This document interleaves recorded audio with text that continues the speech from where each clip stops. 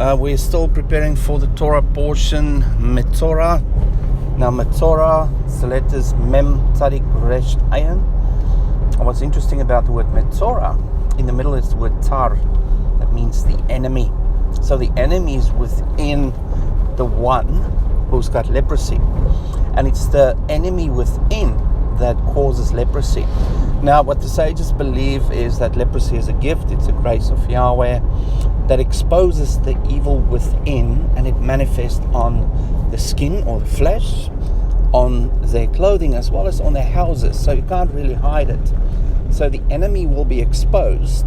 And sometimes the enemy is sin, or the fleshiness within, that cause that. Now, there are two cases of Mitsora mentioned in Scripture. The first one was when Moses put his hand in his chest. When he pulled it out, his hand was covered with leprosy. When he put it back and returned it and into the open, it was completely healed.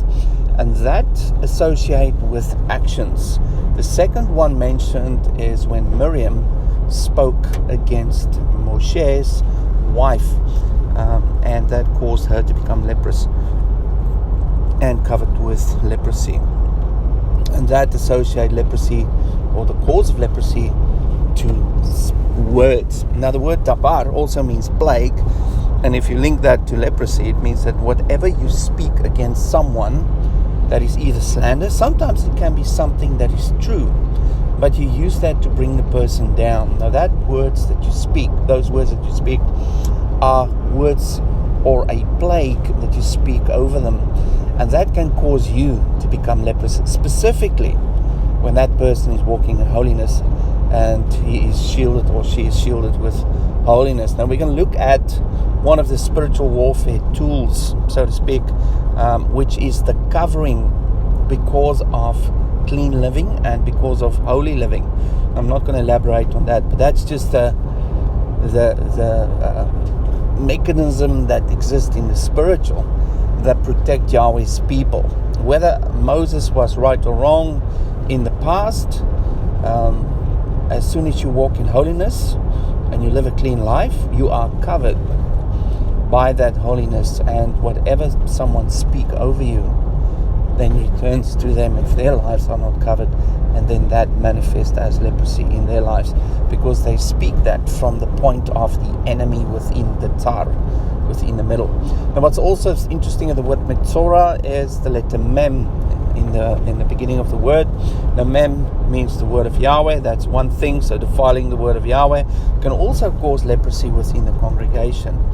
And the other meaning of Mem is water, and that is where the body, or the fact that the human body is made up of about 70 to 80% water, and that includes your blood. And if there's an impurity or uncleanness in your blood or in your water, it can cause serious illness and even death. So having leprosy within on a spiritual level can manifest in the spiritual or the inside on the soul level as well, and manifest on the flesh. So it translates from the spiritual to the soul, right through to the physical or the flesh.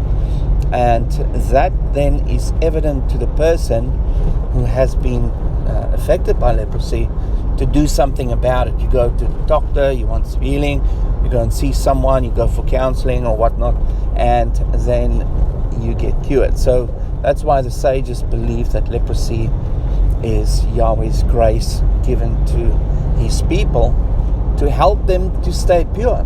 The mechanism for dealing with lepers are basically to move them outside of the camp, and then for a certain number of days, and then they need to come back and present themselves before the priest. And if they are declared clean, they can reunite and come back into the community. So imagine if that was still active today.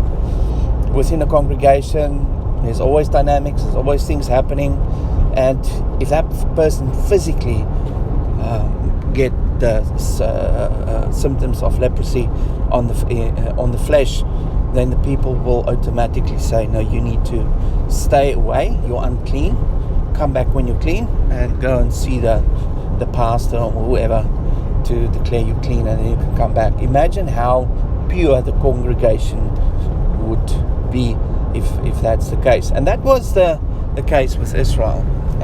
So any evil action against one another, or any evil speech against one another within the congregation of Israel, was dealt with the sickness of leprosy. That is Yahweh's way of dealing with the evil inside.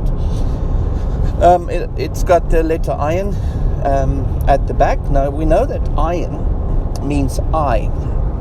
Now eye was the part of the body that caused the initial fall of man, because Chava, or Eve, saw that the fruit looked good as food, and then she took the fruit and gave it to her husband as well, and they both ate of the forbidden fruit, which is from the tree of knowledge. Now the eye is very deceptive, and the eye is one of the things that can also lead to leprosy, or can alter your actions and your words, what you see. And what we see in that is within the 10 words or 10 commandments. The first commandment is basically Yahweh declaring himself as Yahweh, the God of Israel, who led them out of bondage.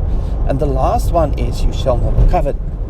Now, covetousness is automatically linked to the eye, because we see things that other people have, and then we steal, or we murder, or we commit adultery, or we commit sexual sin, or whatever we do that is on a fleshly level is normally associated with the eye.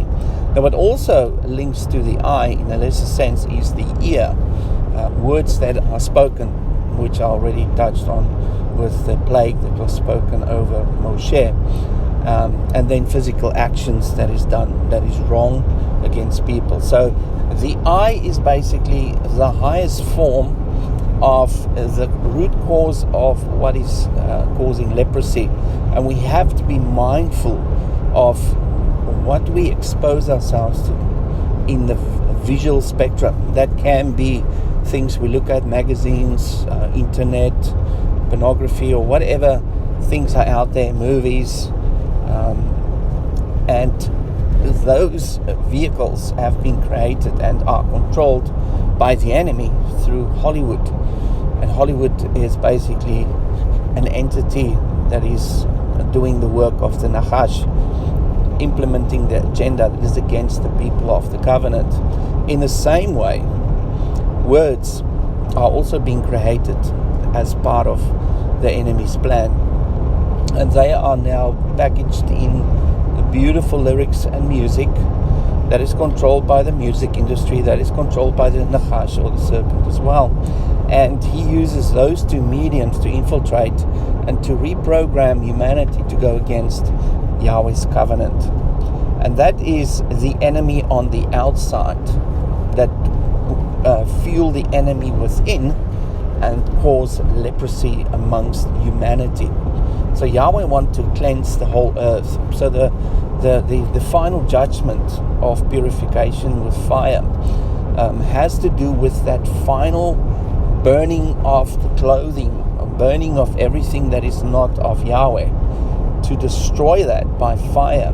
Just like you burn the clothes of the leper and everything in his house, Yahweh's going to burn everything that covered humans, everything they covered themselves with, and everything that were their strongholds. Everything will be challenged by his means of purification, which is the fire, which is also the foundation of who he is before he come down and tabernacle with us. That purification process will take place to declare this earth a new earth, and he also cleanse the heavens and declare the heavens a new heavens, and then he will tabernacle with his clean or holy people. So that's a basic framework for Mitsora and the meaning of the letters. I just want to share that with you, and we're going to continue with our study tomorrow, where we will explore all these lovely things within this double Torah portion. I'll speak to you soon. Shalom.